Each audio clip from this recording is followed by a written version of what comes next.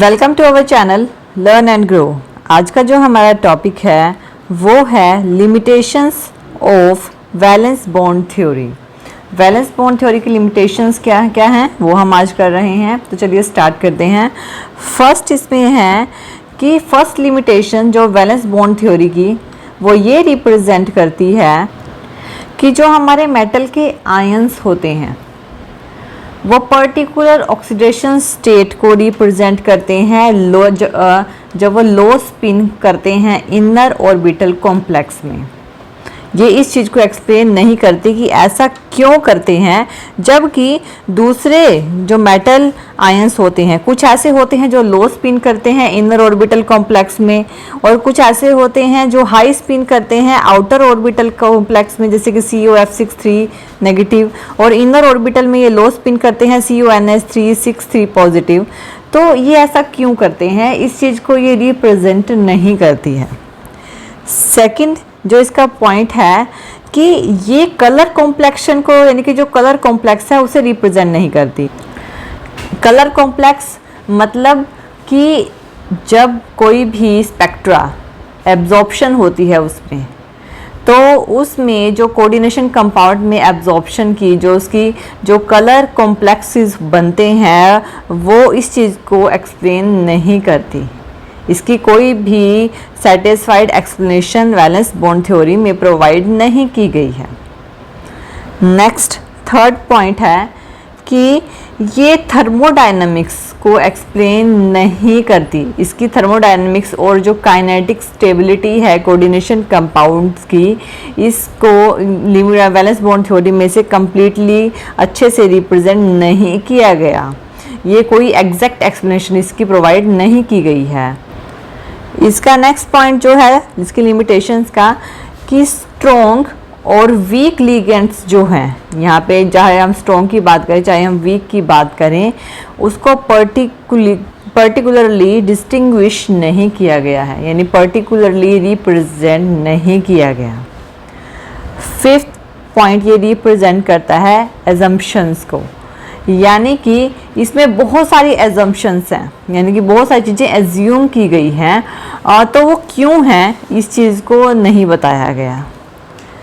Sixth point इसकी limitation है कि ये किसी भी मैग्नेटिक मोमेंट की कोई एग्जैक्ट वैल्यू को रिप्रेजेंट नहीं करता है। और जो इसमें लास्ट लिमिटेशन है वो है मिसलीडिंग की, कि बहुत सारी जो पॉइंट्स हैं वो ऐसे आए हुए हैं जिसमें थोड़ी मिसलीडिंग हुई है। फॉर एग्जांपल निकिल की जो हाइब्रिडाइजेशन है यानी DsP2 की है।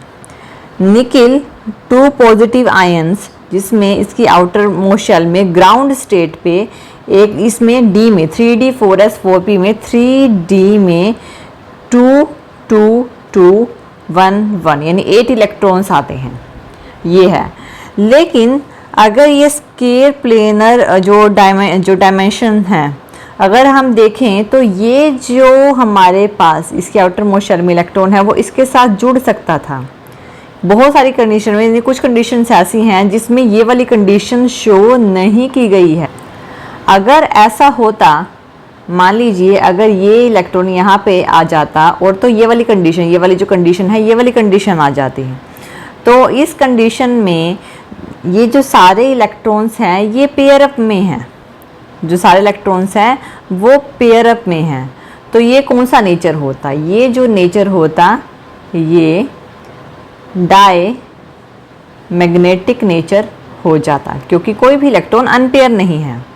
लेकिन कुछ कंडीशन, कुछ एग्जांपल्स ऐसे हैं जिसमें रिप्रेजेंट किया गया है, यानी कि निकिल की जो 2+ आयन की 2 पॉजिटिव आयंस की जो ऑक्सीडेशन स्टेट है वो इस तरह से रिप्रेजेंट की गई है। यानी कि एक तो यहाँ पे, यानी कि ये वाला तो इसी ऑर्बिटल में है, लेकिन जो दूसरे वाला है वो इसके साथ नहीं जुड़ता, वो क्या कर जाता है, जंप कर जाता है इस ऑर्बिटल से इस ऑर्बिटल तक, वो जंप कर जाता है। तो बीच में हमारे पास ये DsP2 रह जाते हैं। इसमें भी हमारे पास DsP2 में फिलिंग होती है, DsP2 में फिलिंग होती है, और इसमें भी DsP2, यानी उसने कहा है कि एक कंडीशन में कि वो जो है जंप कर जाता है।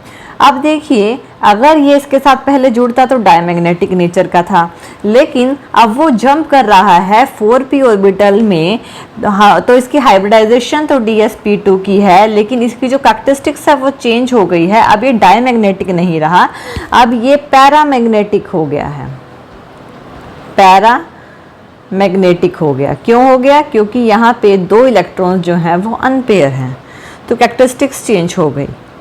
तो इस थ्योरी में इस चीज़ को रिप्रेजेंट नहीं किया गया कि अगर ऐसा हुआ है तो क्यों हुआ है, क्यों ये इस इलेक्ट्रॉन ने इस ऑर्बिटल में जंप किया और क्यों वो यहाँ पे पेयर अप नहीं हुआ, इस चीज़ को नहीं बताया गया। ऐसा क्यों हुआ है ये नहीं, तो बहुत जगह मिसलीडिंग रिप्रेजेंट की गई है। तो ये जो है ये लिमिटेशंस हैं वैलेंस बॉन्ड थ्योरी की। इसकी लिमिटेशंस को क्रिस्टल फील्ड थ्योरी में ओवरकम किया गया है, क्योंकि इसको क्रिस्टल फील्ड थ्योरी आई थी जिसमें उसकी लिमिटेशंस को थोड़ा ओवरकम किया गया था। तो थैंक यू ये वीडियो देखने के लिए, और ज़्यादा अपडेटिंग वीडियोस के लिए आप हमारे चैनल लर्न एंड ग्रो पे हमें सब्सक्राइब कर सकते हैं। Thank you.